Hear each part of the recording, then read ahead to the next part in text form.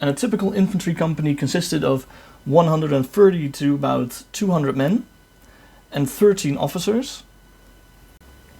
The rest of the infantry company consisted of pikemen and musketeers, and in the late 16th century there were also still calivermen, soldiers armed with a lighter caliber firearm than the musket. And multiple infantry companies could be part of a larger battalion of about 550 men. And in this video I wanted to take a closer look at each one of the officers in charge of a typical Dutch 17th century infantry company.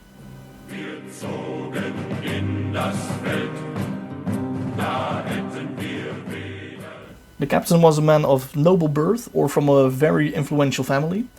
He was the owner of the company and also had to supply its equipment. Our stand-in for the captain here, Sven, is armed with a wheellock pistol and a sword. His rank is often signified by a stash, and captains also often carried either a cane, a stick, or a leading staff.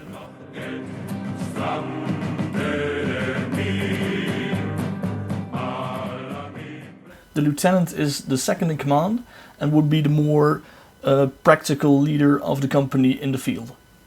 He's also armed with a sword, and to signify his rank he wears a sash and carries a partisan. Interesting to note is that the partisan that Mark is carrying here is an exact copy of one from the Dutch Military Museum, though the original is missing one of the side hooks.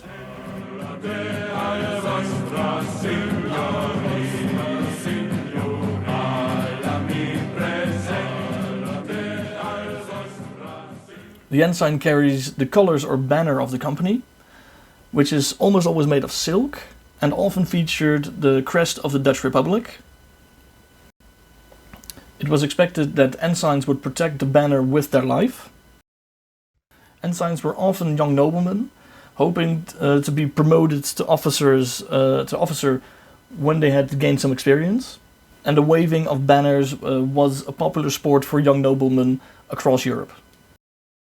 Because of their young age and status, ensigns were often one of the most flamboyantly dressed soldiers in a company.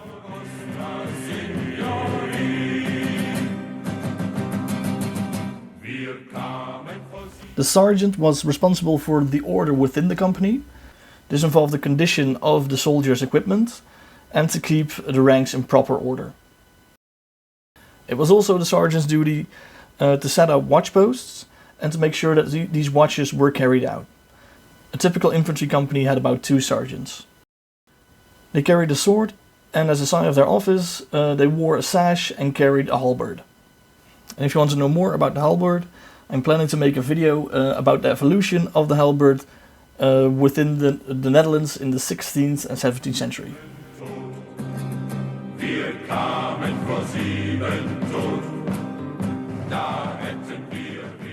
The corporal, sometimes in Dutch also referred to as rotmeester. He is in close contact with the sergeant to relay any information from the inside of from the status of the inside of the company. Corporals were often a few of the most experienced soldiers within a company.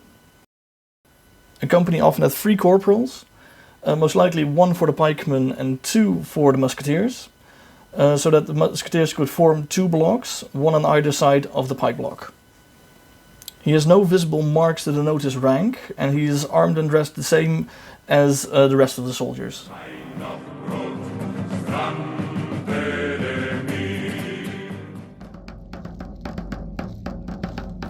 The drummer, in Dutch also called tamboer or trommelslager. The drummer beats out signals to relay orders either on the battlefield or in camp. He also relays the desired rhythm during the march, which dictates the marching speed. So being able to keep the same rhythm for long periods of time is a must for this position. Drummers were often expected to be able to read and write, and they were often involved with the negotiation between opposing armies. And then there are a few officers of which we did not have good examples to show you at this particular event.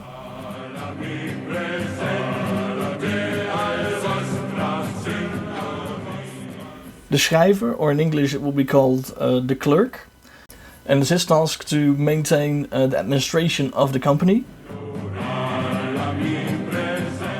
The surgeon was tasked with the physical well-being of the company and to shave and cut the hair of the soldiers. The provost was responsible for the camp and its layout when it got set up.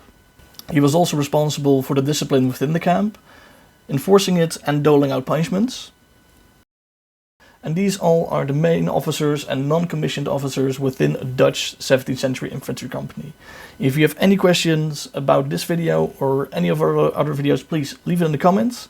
Also, if I got something wrong or if you have anything to add, please leave it in the comments again. And we'll see you in the next video. Wir kamen vor Friaul. Wir kamen vor Friaul. Da hätten wir allesamt groß Maul.